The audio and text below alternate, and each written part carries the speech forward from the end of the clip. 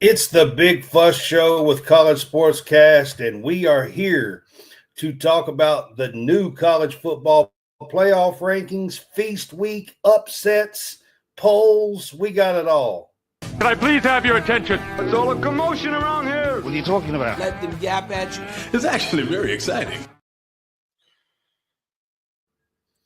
Hey guys, welcome in. It is Brad with College SportsCast, and I've got Hammonds here with me this evening. We're recording this if you are watching, so it'll be played a little bit later. What's up, Hammonds?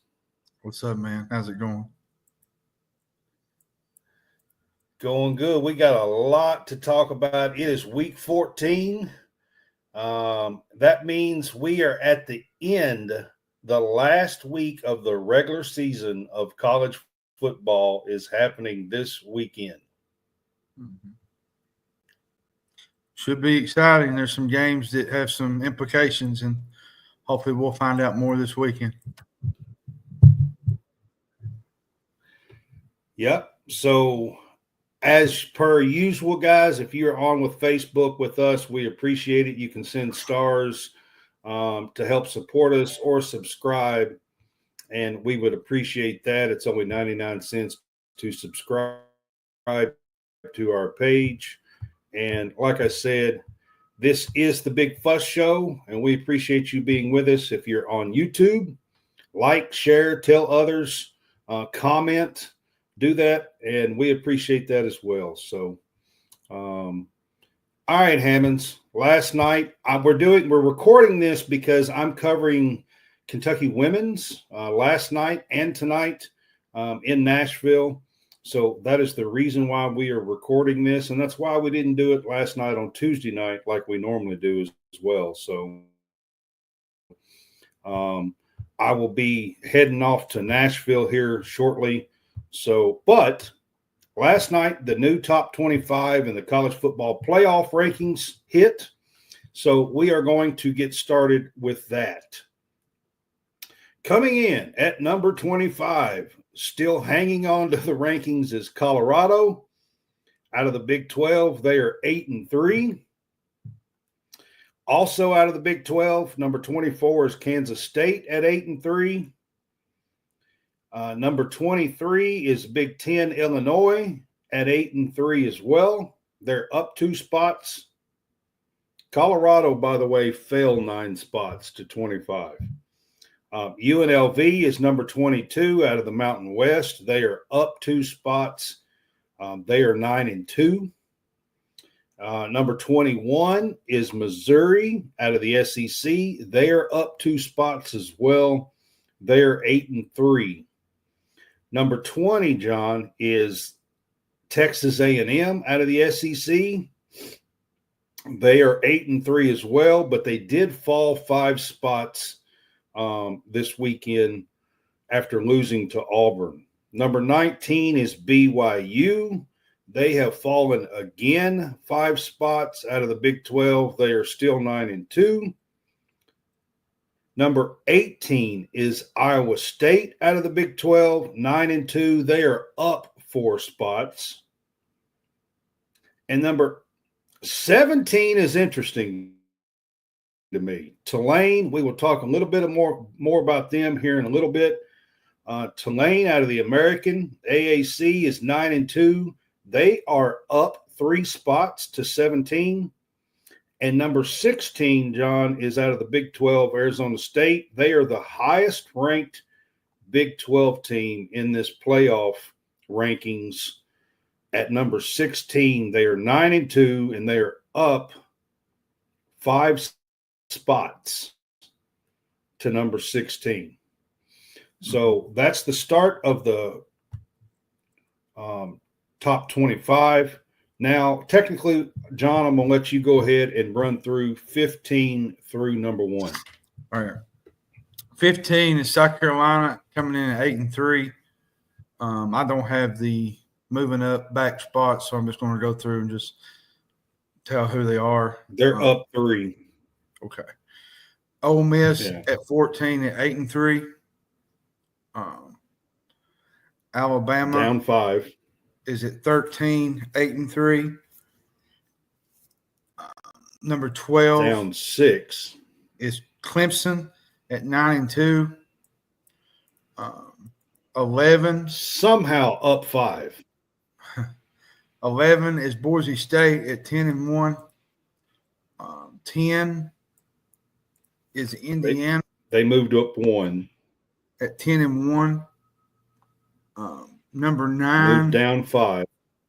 is SMU at 10-1. Moved up 4.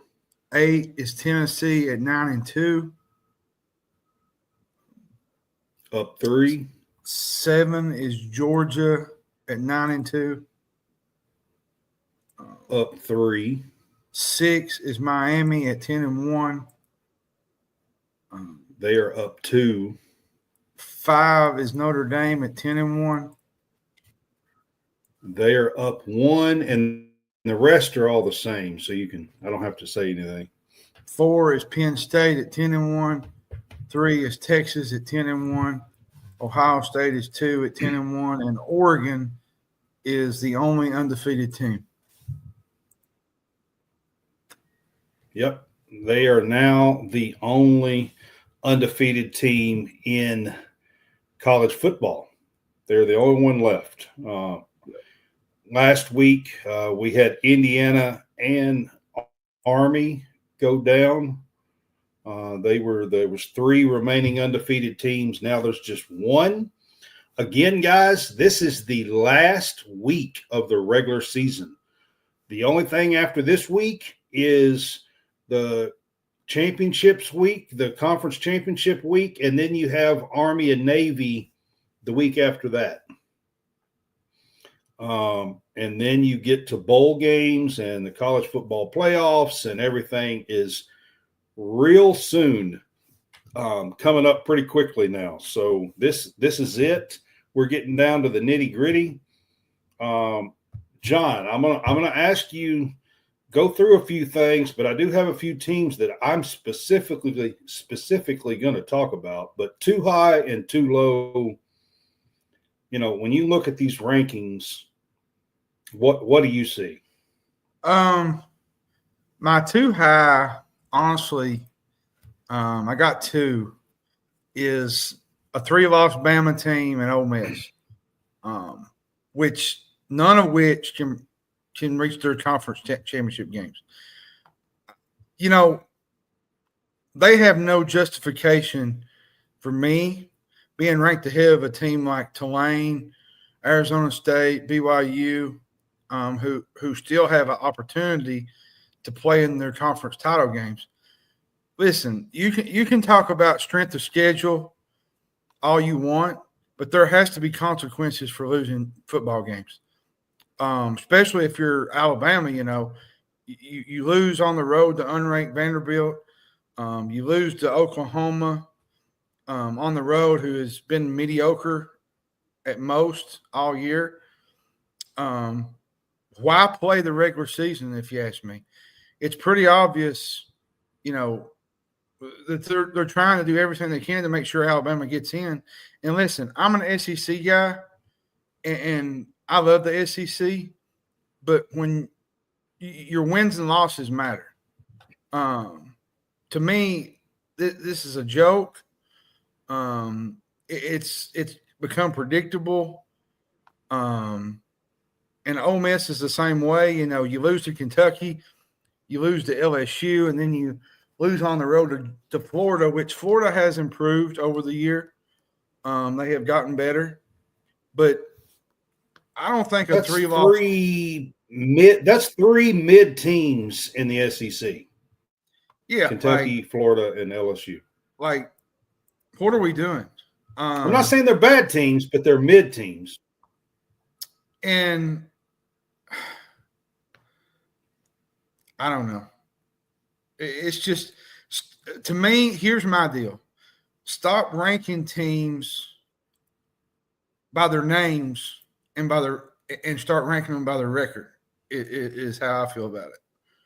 I know that. Well, I'm going to get into some of this because I have some very strong feelings on a little bit of this as well. But for me, John, too high. I've been saying it for weeks. I think Miami's too high. If it was me, I would have Georgia at 5. And I would slide Notre Dame at 6. Notre Dame has a strength of schedule like 77 or something crazy. Georgia has probably the best wins outside of Oregon and beating Ohio State. I mean, Georgia probably has the best win in all of this, beating Texas on the road. Here's another thing I want to kind of bring into this. And you mentioned this a week ago about SMU and Miami. If a one-loss SMU is eliminated due to losing to a high-ranked Miami team in the championship game, then the fix is in. It's absolutely ridiculous. I mean, we have a lot of football left to go. So I mean, John, my opinion is this. If Miami wins this week, if they finished undefeated in the regular season in the ACC and make the championship game, if they win this week, in my opinion, they're a lock. They're in. I don't give a crap what happens in the ACC game.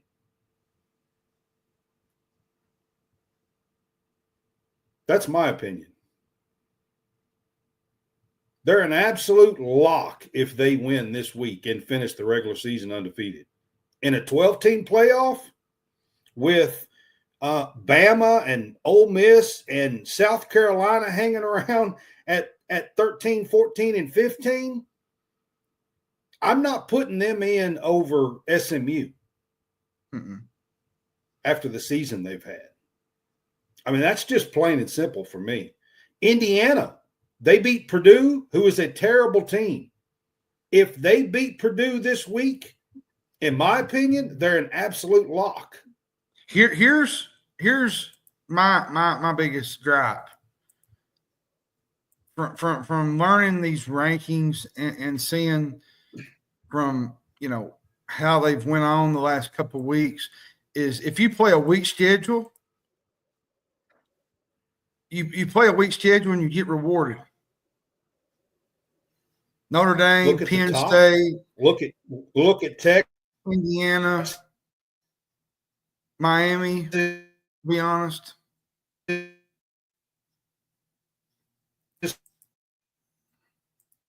You're breaking up, Brad. Penn State. I couldn't hear you. You went completely gone. I could not hear what you said.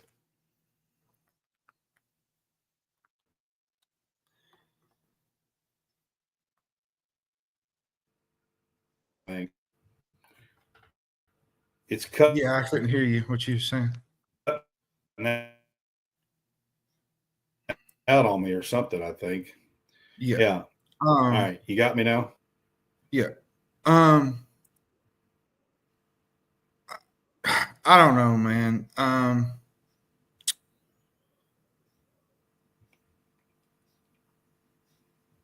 I mean, I think some of this is crazy, if you ask me. I mean, to be quite honest with you. But here's my thing. I'll be right back. I got to take care of something real quick. Okay.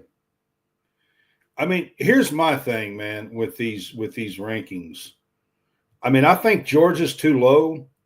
I think they should be sitting at 5.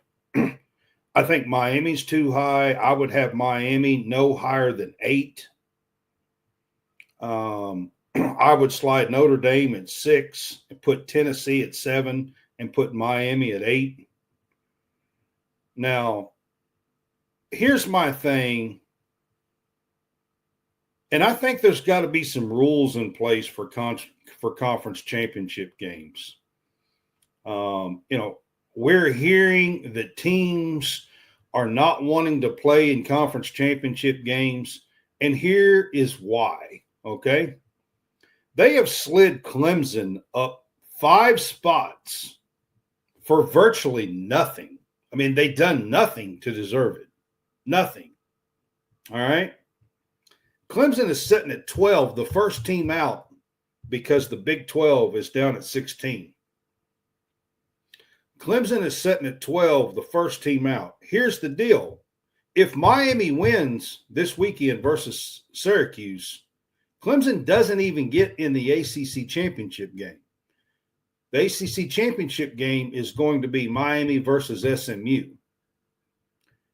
So if you're not going, there's no way, in my opinion, that the loser of the Miami SMU game should get jumped by Clemson in the ACC rankings if Clemson doesn't even, if they are sitting at home and eating popcorn, watching the game like me and you on championship week, they deserve to not jump the loser of SMU and Miami.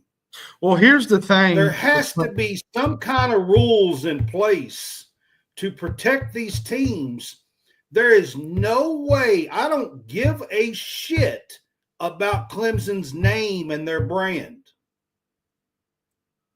In my opinion, there is no damn way, John, that Clemson should be in place to jump Miami or SMU, either one.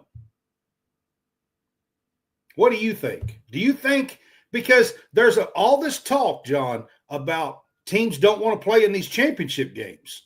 Well, the reason why is because of something just like this, what I'm talking about. Yeah, in like the ACC.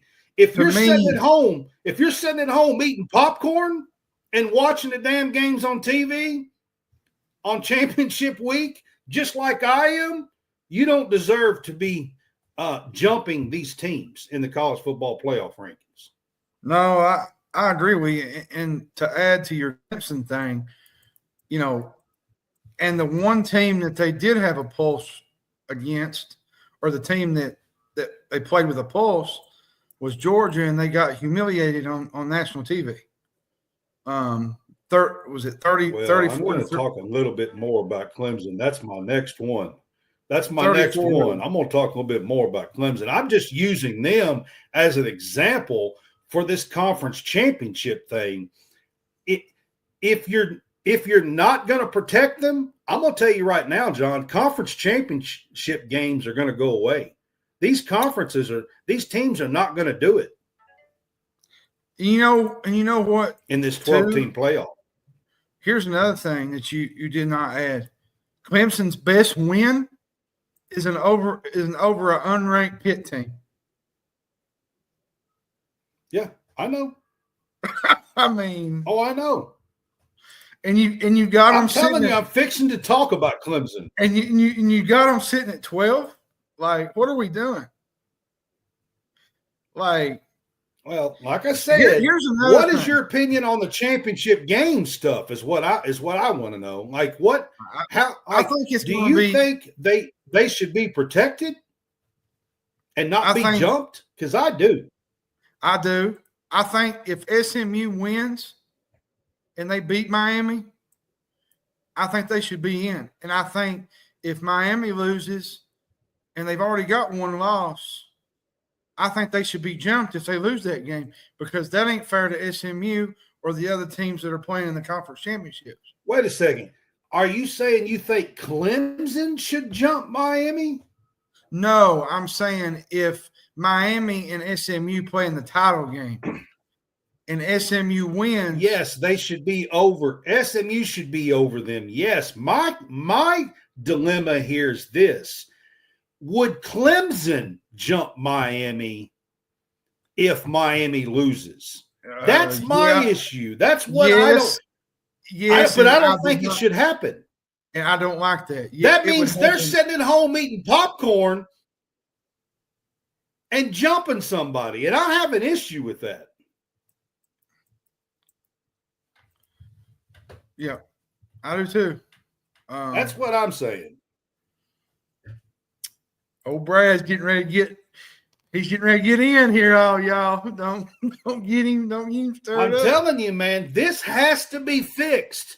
This is something I am very passionate on. It has to be fixed because if you don't, championship games in these conferences are going to go away. Well, I'm going to give you one even better. These How about teams, this?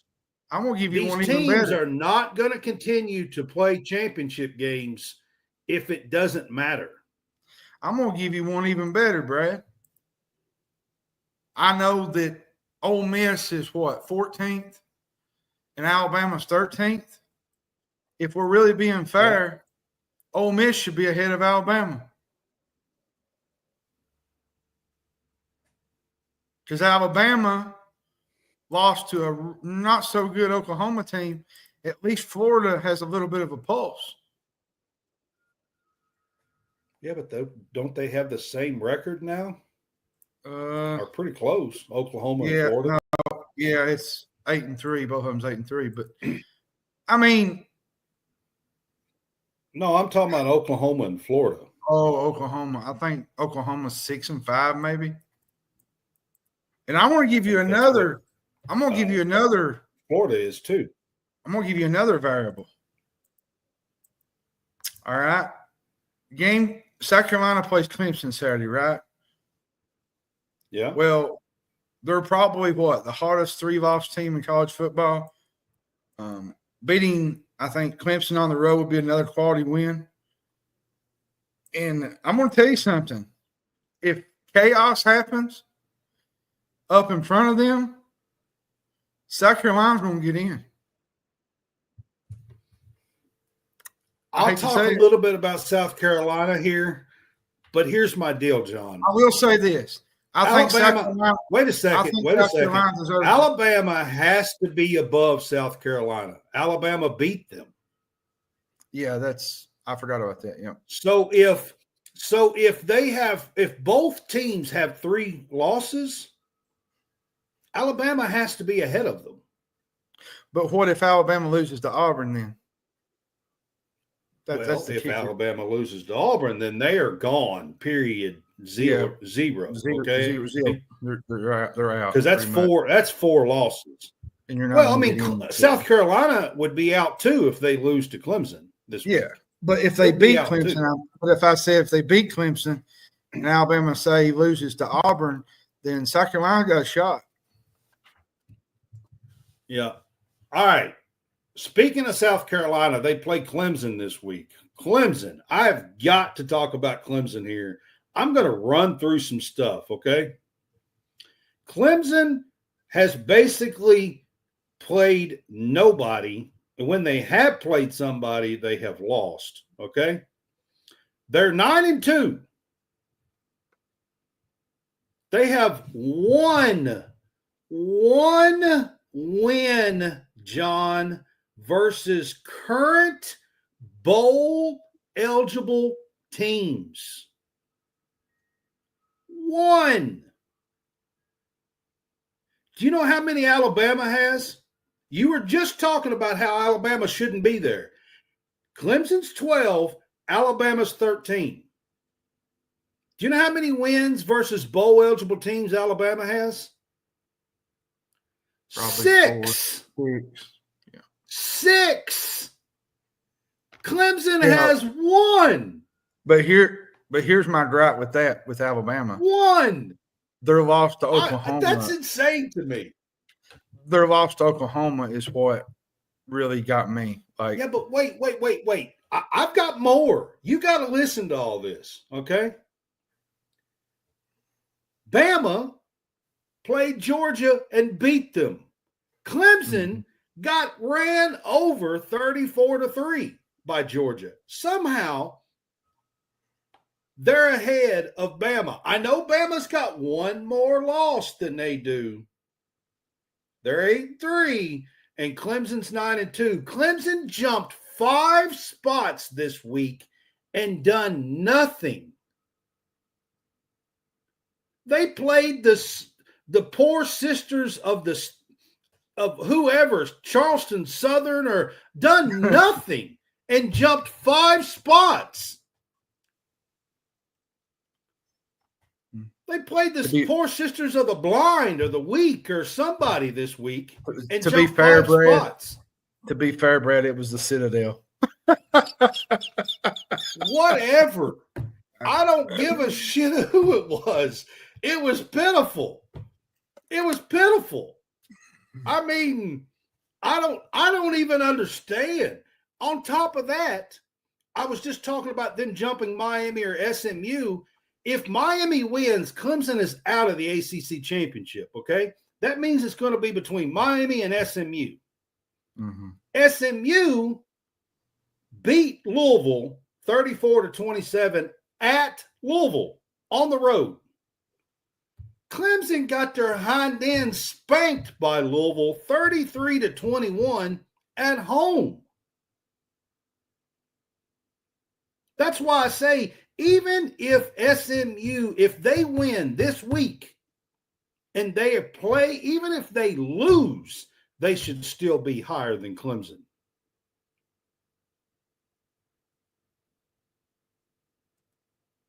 I mean, it's not even close. Clemson being at 12 is asinine to me. Absolutely asinine. Yeah. I would put all 3 Big 12 teams ahead of them. I would put Arizona State, Iowa State, and BYU ahead of them. And I'll be honest with you, I kind of think Bama deserves to be ahead of them. I really do. I'll even go as far as say that Arizona State deserves to be ahead of Clemson. All 3 of them do. Iowa State and BYU. All 3 of those teams have played teams that are bowl eligible, that have a pulse and have wins against them. Clemson has beat nobody. Pittsburgh. That's it. They've beat nobody. Absolutely nobody. You know, here's another. It's insane to me.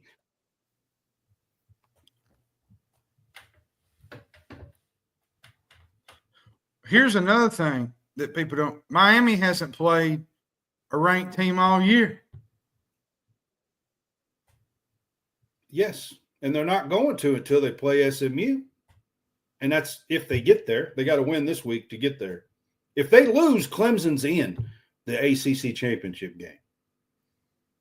Not college football playoff. They're in the ACC championship game.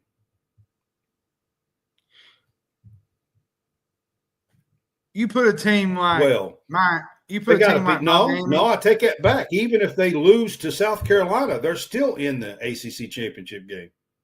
You put a team like Clemson or Miami in the SEC or the Big Ten, and they're probably a 500 team or best. This Clemson team, people talk about strength of schedule and all that. If you just look at bowl eligible teams that you have a win against, Alabama has 6. You know what? Clemson has 1. You know what Bill Parcells used to say? You are what your record says you are. I have an issue with Clemson, a big one, being up in there. I don't even think they should be close. I'm talking, when I say close, I mean they should be like 16 or something at best. At best. Now, I'm going to get to Tulane, and I'm going to talk about Tulane here for a minute because there's some interesting twist here with Tulane. First, I want to say this. I just said Clemson has 1 win against bowl-eligible teams. Tulane has 3, by the way. Yep. 3. Just so you know. All right? Clemson is sitting at 17, okay? But the interesting thing about Clemson, or Tulane, I said Clemson. Tulane is sitting at 17. The interesting thing about Tulane is this. The Big 12 is ranked 16, 18, and 19. John, the way the college football playoff is set up is the 5 highest ranked conferences. Teams out of the conference get the bye. What that means is there a chance that if Tulane wins out, is there a chance that they'll be ranked higher than the Big 12 team? They're 16, Tulane 17, 18, and 19. They are right there with the Big 12. Do you know what that means, John? That means that the Big 12 could possibly be left out of the college football playoff. But here's the problem you're going to have. You know, if Boise State collapses down the stretch, which then that changes. That changes. But if Boise State stays up there, the thing that's going to hurt Tulane, I think, is their strength of schedule is 100th in the country. Okay. It won't matter if they can be ranked above the Big 12, they'll get in. They will. I just think that's hurting them a little bit is their schedule. Now they got screwed against Kansas State as well. I'll tell you who they won that game. I'll tell you they who won that game, by the way. I'll tell you who controls their own destiny, and I don't see them winning out, but they control everything that's in front of them, is Texas A&M.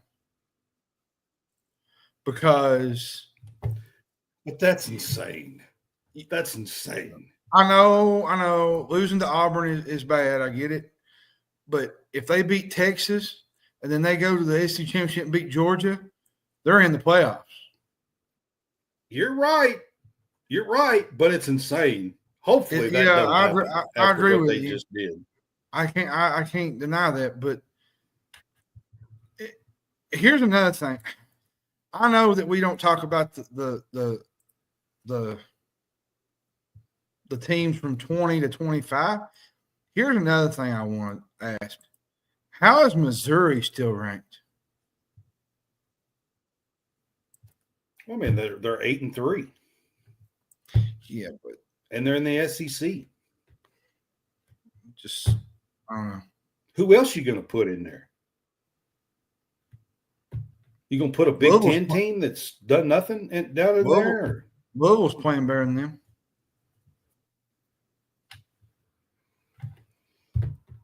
They have 3 losses too.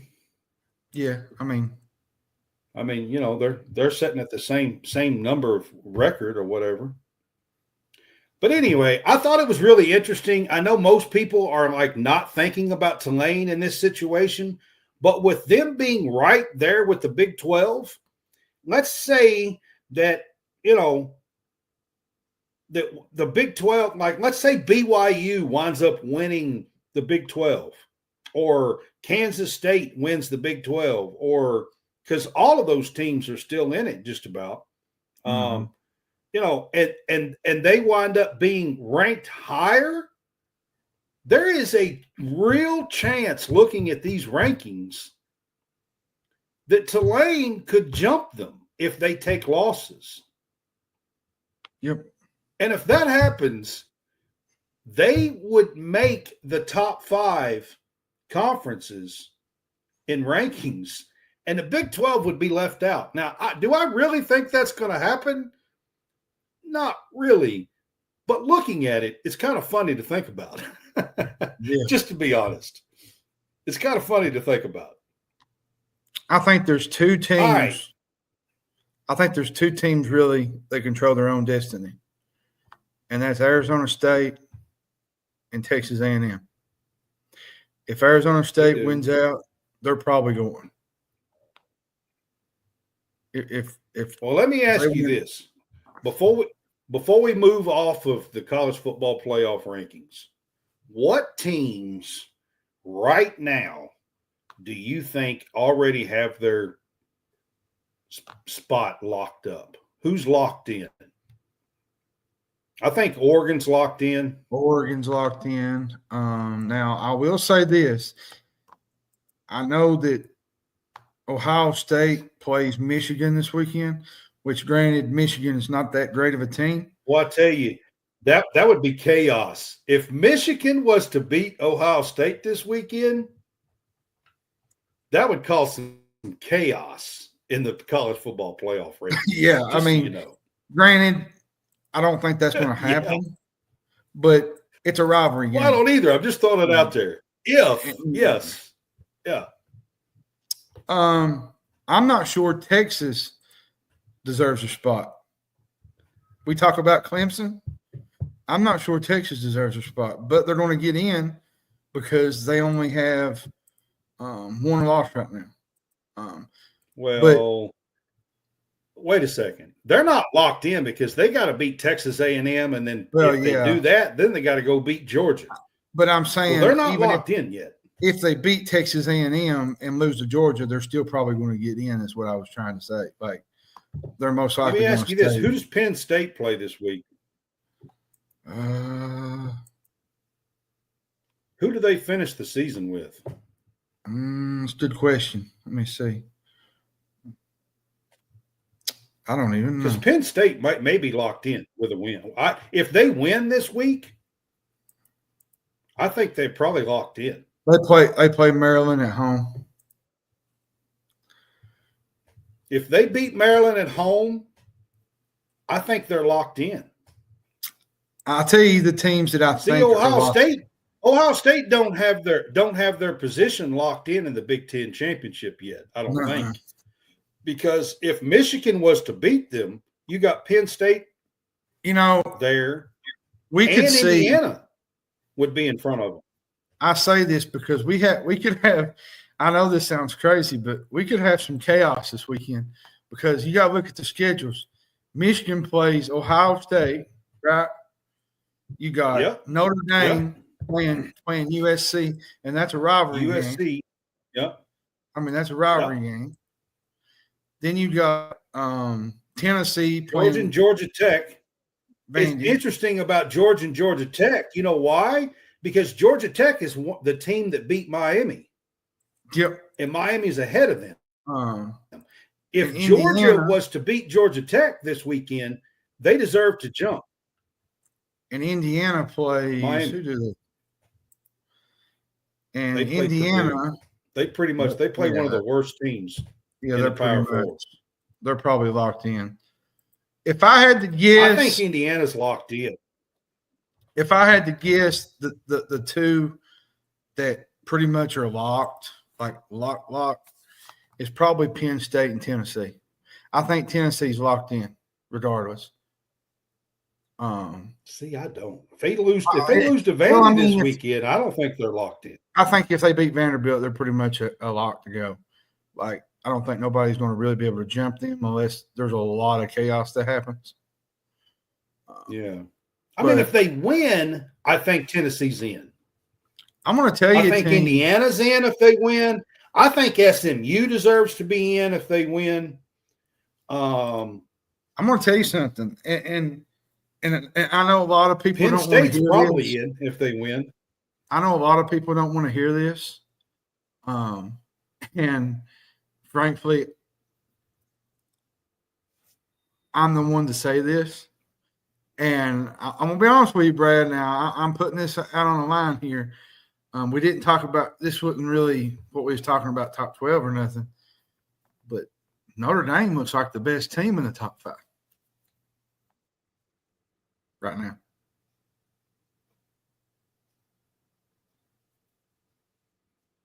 Man, their schedule sucks. It does, but they're playing.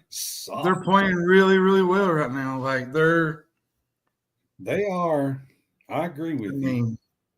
They're playing better than I thought they would play. They lost to Northern Illinois, and they kind of.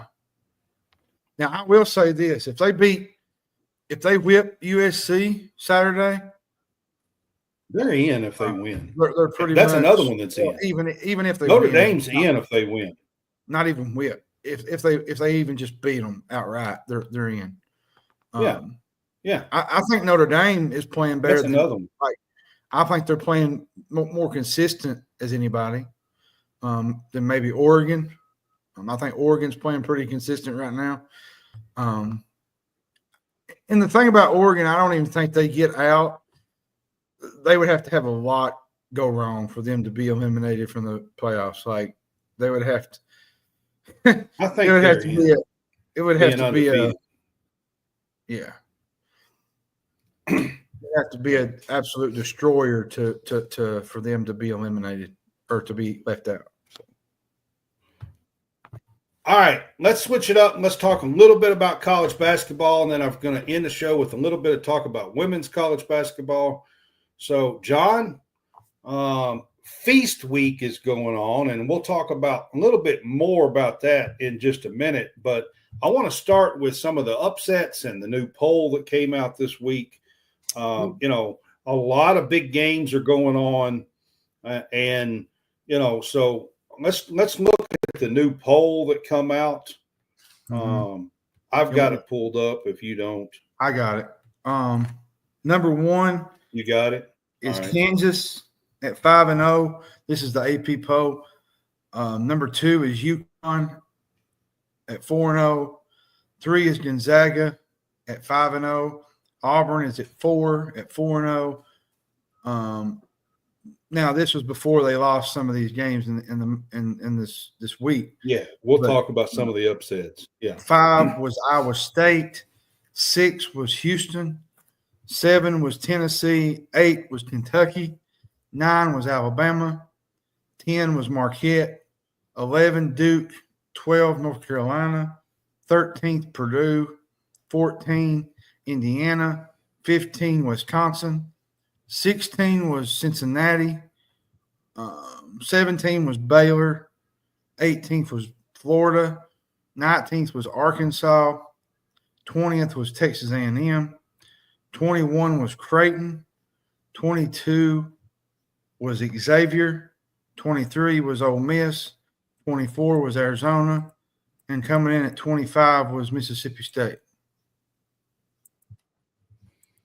That's pretty big for Mississippi State, by the way. But all right, so we got Feast Week going on, and I put upsets on here because, I mean, you got to start with UConn, right? Yep. And what in the world is going on with Dan Hurley? Man, it's Lord have mercy. I'll be honest with you, man. I said it on X. This might be the last time Dan Hurley roll one up for him or something. I believe this is the last time that UConn goes back to the Maui for a little while. There was a couple. There was a couple. I will agree. There was a couple calls in the Colorado and Memphis game that could have went a different way. But here's the thing that I tell people: Dan Hurley has to be better about controlling his temper. He acts like a child on the sidelines. You gotta grow up a little bit. Like, somebody mentioned last night, said he reminds me a lot of Bob Knight. I said he don't even hold a candle to Bob Knight. Bob Knight he's not quite like Bobby Knight. No, it was Bob Knight. No, he flung chairs. I mean, don't get me wrong. I mean, Dan Hurley has some issues, but he's not Bobby Knight. Let's just be honest. He's not even close, man. Here's the deal. John, that call in the Memphis game on the freshman, the Liam, the kid there, I forgot his last name, McNally or something like that. Yeah. That call on the over the back, come on, man. That's an over the back. The second one, that's not that hard to the call that he lost his mind on right there. I mean, and here's my issue with Hurley. Hurley's like well, we're the two-time defending champions. I would think we would get better calls than that. So you're sitting here telling me in your press conference that you think you should get favoritism on calls simply because you're the two-time national champions.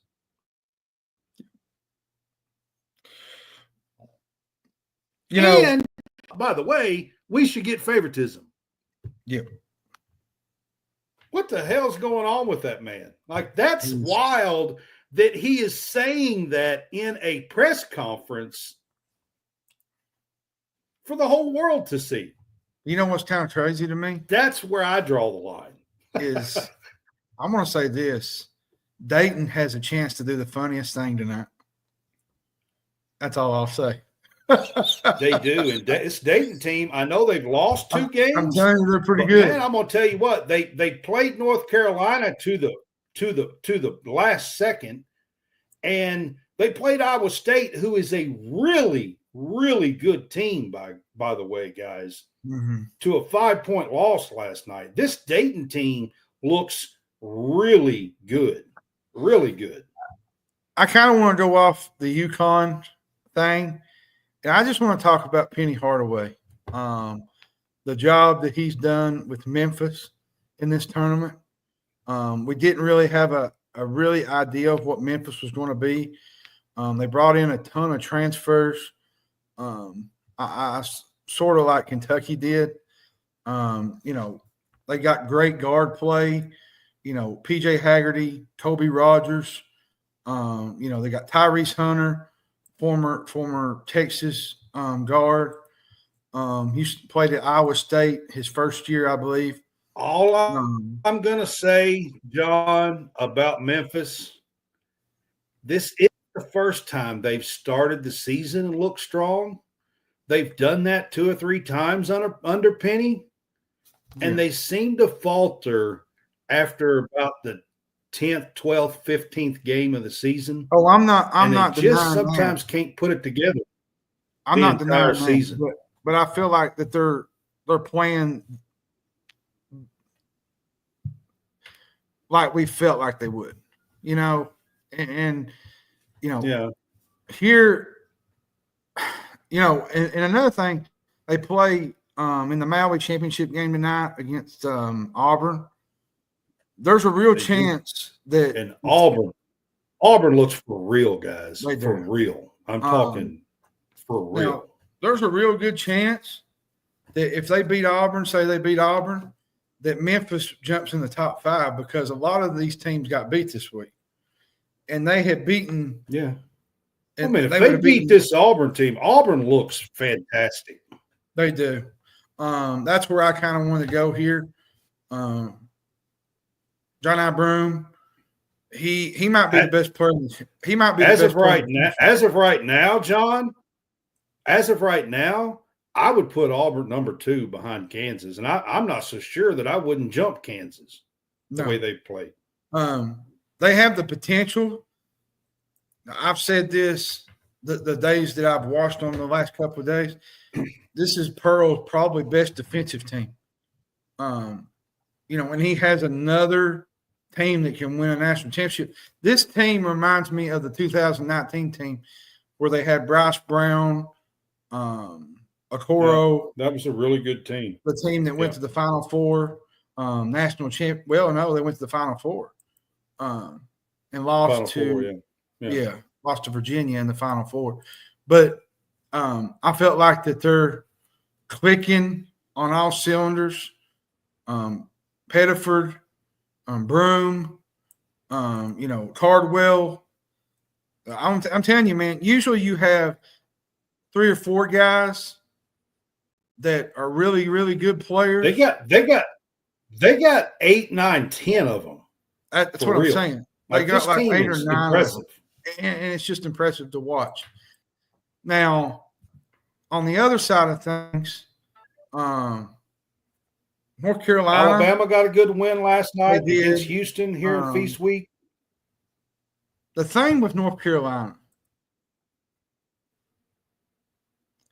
I feel like they don't have a Baycock this year. like that one big They man. don't. The inside is not the same. Their A inside good team, game's not the same. a good team that is really big in the middle is going to give them a lot of problems. Now,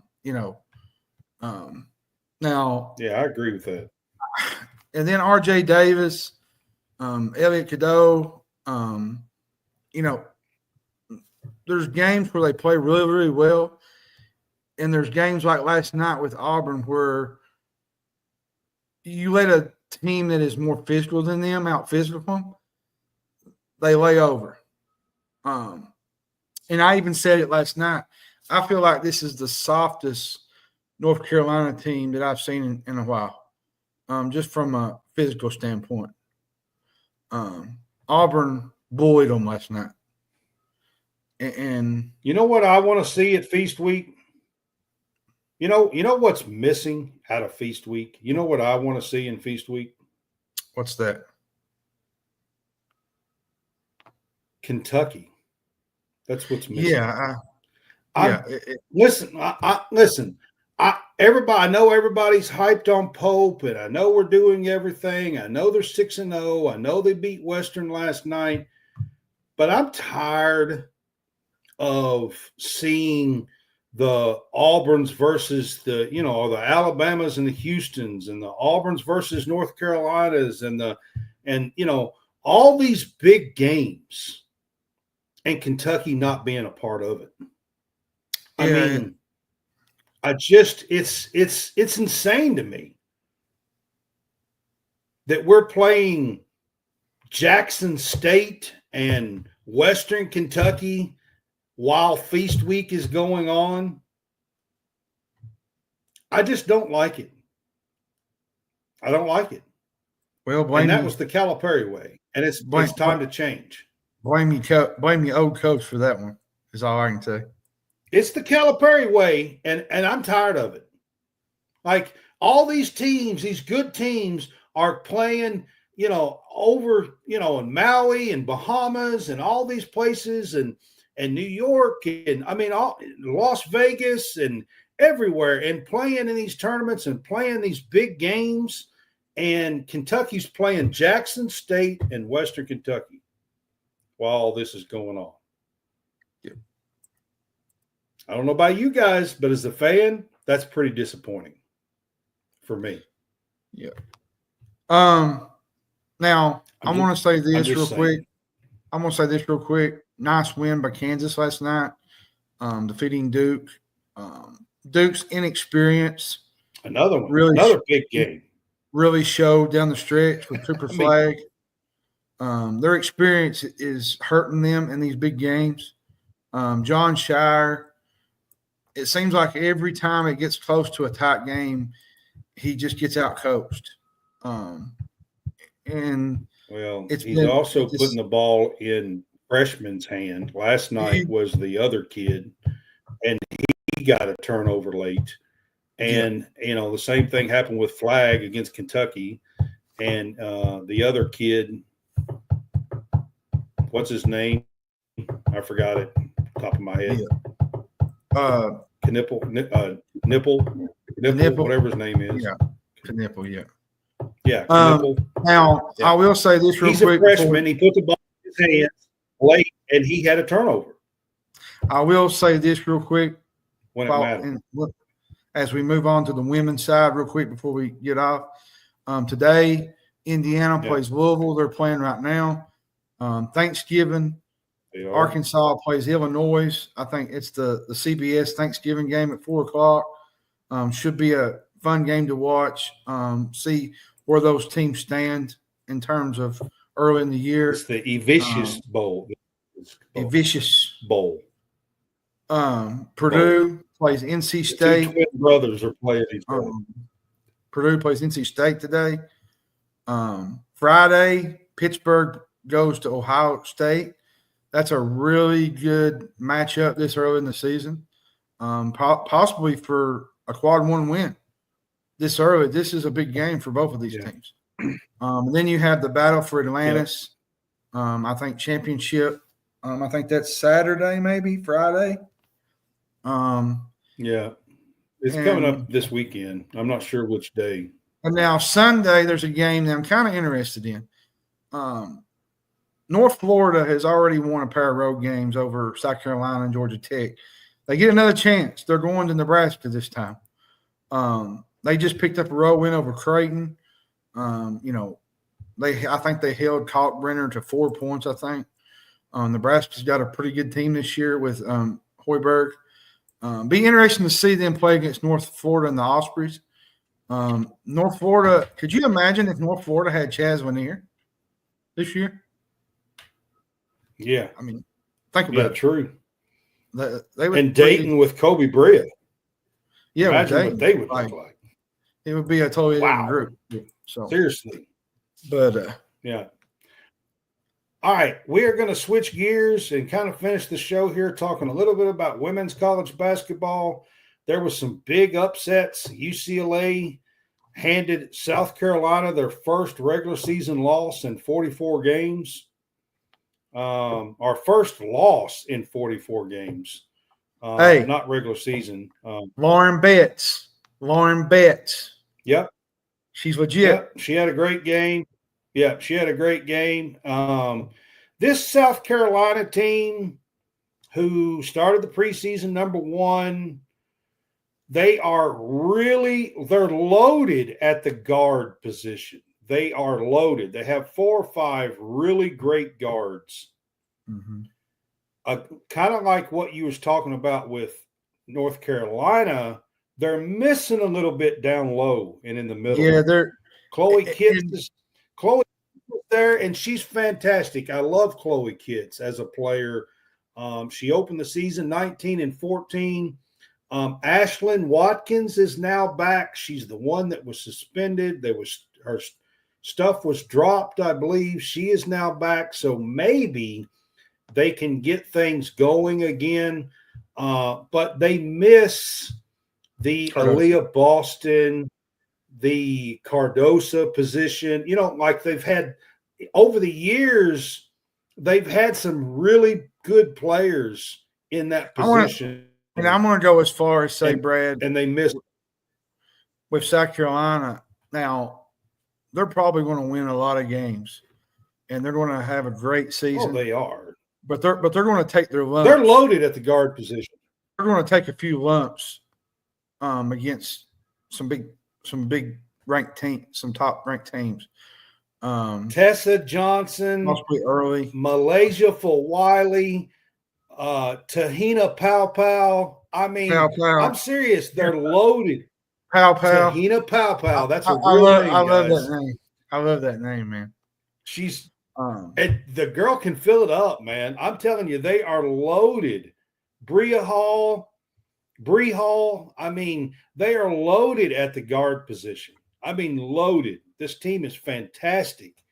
It's just sometimes like UCLA has the big girl, and they kind of controlled this game, and that's kind of how they got the upset. And I think that's going to kind of be this team's Achilles heel is the down low, the post play, and that kind of stuff. But having said that, the polls. Also, Notre Dame, Hannah Hidalgo beat USC the day before the South Carolina loss. That was a huge win for Notre Dame. USC was a heavy favorite. Of course, now they've got a freshman. One of their freshmen is hurt. I'm not sure. One of their star freshmen for USC. Of course, they've got Juju Watkins, and they're going to be great too. But I got their poll. You want me to do it? Yeah, to run through the poll. Yeah, okay. Yeah. It's UCLA at 1. 2 is Connecticut. 3 is Notre Dame. 4 is South Carolina. After that big win. Yep. 5 is Texas. 6 is USC. 7 is LSU. They dropped. 8 is Oklahoma. 9 is Kansas State. And 10, Maryland. Now, 11 through 20. 11 is Ohio State. 12 is West Virginia. 13th is Duke. 14th is Kenny Brooks' Wildcats, everybody. They're having a good year so far. Won again last night against the power conference, Arizona State, 77-61. Knock on wood. 15 is Iowa State. 16 is North Carolina. 17 is TCU. 18 is Ole Miss. They moved down a spot. Illinois is 19th, which Kentucky will play Illinois. Brad will be going to that game this afternoon. They're 5-0 tonight. Yep. 20th is NC State. 21st is Oregon. 22nd is Iowa. Iowa is back in the polls. Y'all, there's no Caitlin Clark, but this is still a pretty good team. They are. They got some girls that can play. Be interesting to see how they handle Lucy. without Caitlin Clark. It's going to be They got Lucy. Yeah. 23rd is Alabama. At 6-0, Alabama's a really fun team to watch. They're going to be a really competitive team in the SEC. 24th is Louisville, and 25th is Nebraska coming in at 5-1. So there you have it, the girls. Tennessee for the SEC side.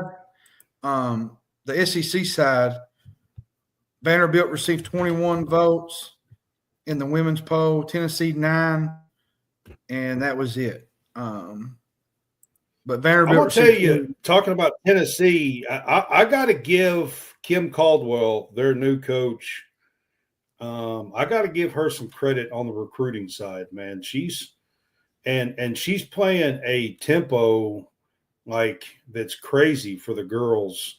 And Kim Caldwell is doing a heck of a job on the recruiting front for next season. And she's brought in some transfers and stuff to go with Sarah Puckett and Jewel Spear. And, you know, they're a team that I think can make the NCAA tournament. I don't know that they're going to be, you know, in the top 20 or top 15 per se, but I think they're a team that can make the NCAA tournament, and she is doing a fantastic job recruiting Kim Caldwell at Tennessee. I got to give him props on that, just to be honest. I just got to say tonight, you got it down there at the bottom. Kentucky women play the number 19 Illinois. Yeah, I was fixing to talk about it. Yeah. Yeah, should be an interesting game to watch. Illinois has some really good girls on their side of the court, along with us. You know, we got Georgia Moore, Clara Strack. Should be an interesting game in terms of fantastic. And by the way, it's Clara Strack's birthday today. Happy birthday to Clara Strack from College SportsCast. Yes, Clara. Happy birthday. I do want to say that as well. Happy birthday. Happy birthday. You know, and as you look on the Illinois side, they got Corey Allen. She's a guard. I think Kendall Bostic. She's a big girl in the middle. They got they got two guards, Genesis Bryant and Jasmine Brown Haggard. Those are really good guards for Illinois. I think Gretchen Dolan is another guard that she's from Buffalo, New York, a sophomore. I think she plays some. So this is a real team, John. They won the WNIT last year. The NIT, it's basically the NIT for the women's. They won the WNIT last year and got some girls coming back. They got two starting guards back on this team. So they have some experience on this team. They're number 19 in the country. Kentucky is 14. Kendall Bostic is their leading scorer. She has 17. She averages 17 points a game. Makira Cook is their senior guard. She averages 14 points a game. She's a really good guard. McKenzie is a really good guard as well for them. Bryn Shoup Hill is another guard that plays for them. She's a really good guard as well. And then they got a couple of big girls. They're guard heavy, and they got a couple of big girls. Yeah, they got Bostic is one of them. Bryn Shoop Hill is one. Then they have one that I don't know if she comes off the bench. Barry Wallace. I don't think she plays a whole lot, but Now they got Haven Smith. She comes off the bench. I think she's like averaging 1 point a game, like maybe 3 rebounds a game. So she's probably off the bench. But overall, this should be a fun game, especially this is going to be more, I think, going to be a guard game. Georgia Moore. I did see them play a little bit yesterday in person, Illinois. I saw the second half. Basically, I got there. They played in front. They played Maryland Eastern Shore and beat them by about 20 in front of the Kentucky game yesterday afternoon, I guess that's to say. And I did see them play. They have some really good guards. And like I said, they play a couple of big girls to go with them. They got one that's pretty decent, a big girl. Another one another one that is, a good player. And then they got a bunch of good guards. Yeah, Kendall, is what it looks like. Kendall Bostic is a really good basketball player. Clara Strack is going to have her hands full with this girl. So should be interesting. Should be a fun game. So I hope she does all right. But I will say this: if Kentucky wins this game, that's 2 big-time wins already. Louisville, and then you got Illinois on the docket. Like, be 2 ranked wins. Yep. It helps you see. It helps you see. And Kentucky will be 7-0 if they can win this game tonight. And I'll tell you this that would be huge. People don't think – this is one thing I want to add before – this is on the men's side and women's side. People say, well, November games don't matter. Yeah, they do. And I say that because seeding-wise. You lose a game early in the year, say – The women are now doing quad 1, quad 2 wins and stuff like that too. So – it matters. I mean, these quad 1 wins and stuff, they add up and they matter. I'll give you a quick example. Look at Connecticut. They lost to Colorado. What if Colorado goes into the Big 12 play and don't do nothing? That's going to look like a bad black eye. It's going to be a bad black eye on their resume in March. So it will for sure. But so Kentucky plays tonight.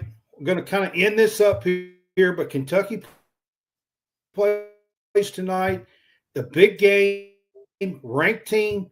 Kentucky men after tonight, they do not play again until the ACC-SEC challenge. They play on the road December the 5th at North Carolina, who's ranked 16th in the AP poll. So they have back-to-back games here versus ranked teams.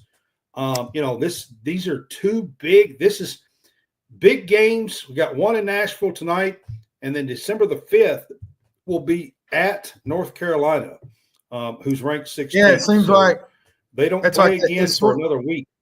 It's sort of like the Duke game with the men's side. You had that one Duke game, and you had to wait almost 9 or 10 days for another game to play. Like that whole time off. Yeah, they don't play again. They have like a week off. They play. Yeah, they play next Thursday, so a week from tomorrow is the next time. What gets me is that whole time off. That whole time off can get to you sometimes. Like it can kind of, when you're off like that and you ain't played nobody, like it can kind of get a little stale. But it can, Brad. So we'll see. But Brad, I just wanted to wish you a happy Thanksgiving, my man. Hey, man, you too. I appreciate it. It is Thanksgiving. I am coming back tonight. It'll be late and going to my dad's for dinner tomorrow. Are you going to eat a lot of turkey tomorrow? That's the question. Are you going to eat a lot of turkey tomorrow? And watch a little football. I don't know if Dallas will do anything tomorrow. Maybe I'll watch maybe I'll watch the Lions game. I'm not sure. Oh, goodness. Oh, I got to tell you a funny story. But anyway. So quick story. I was watching John Fanta last night, it was a space. Somebody had mentioned something about the gambling thing that's going on in college basketball. And he said, well, this would think, it coming up, would it interrupt the Big East? And he clicked him off really quick. And he said, folks, this is Thanksgiving. Yeah. He said, this is Thanksgiving. He said, it's a time of family and feast. Not exactly in those words, but he said something about the lines. I thought it was really funny. He said, put money on the lines on Thursday. Like, yeah, I love John Fanta. That was just like, it was just kind of, if somebody comes on the space and he don't like he just shuts them down. Like, he's the hero that we didn't deserve. Like, he's just a cool guy, man. Like, that's one of my. All right, guys, to wrap up our show, that's one of my bucket lists, by the way, for us to have on the show is John Fanta. Like, I would love for him to come on our show sometime. Okay. Yes. Yeah. I would love to have him come on our show.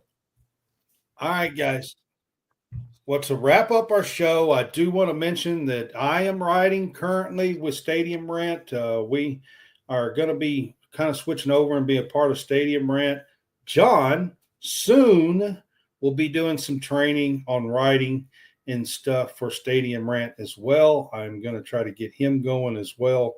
John's going to cover Kentucky men's. I'm talking about you. Oh, okay. John Hammond's here. I'm talking about you. John's going to be covering Kentucky men's basketball, football, and doing some SEC football and basketball as well for us here at College SportsCast through Stadium Rant and doing some writings. You can check out stadiumrant.com, click College Sports for these articles, and you can see my articles and probably John's and stuff since and we're the talking reason about college sports. And I know if you don't see them on the front page, because the front page has about 5 or 6 articles that are the newest articles. And then after they're not new anymore, you have to go down and click College Sports to find them. Well, and another thing too, the reason why I haven't really been saying anything about it, posting about it, is because they're working on a new website, and I did not want to get it out until I actually started doing it. So that's a reason why I did not. They're not exactly. That's why I said John soon will be doing it. I've posted a couple of things on the old website because I already had it and I've done a little training with them. But they are vivid. They're wrapping up working on this new website, and it shouldn't be too long now that they will have the new site up and running. So, but I did want to mention that, and I hope everyone has a happy Thanksgiving and eat lots of turkey, watch a lot of football, and don't forget the pie. You got to have some pie. Pumpkin pie with a big old thing of Cool Whip, some pecan pie. I mean, you got. I got to ask you. I got to ask you a quick question before we hang up. You think Dallas and the Giants are going to put you to sleep about 4:00? After eating all that turkey, probably. Yeah.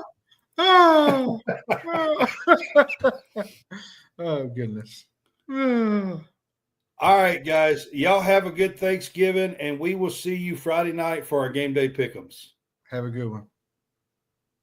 Can I please have your attention? There's all a commotion around here. What are you talking about? It's actually very exciting.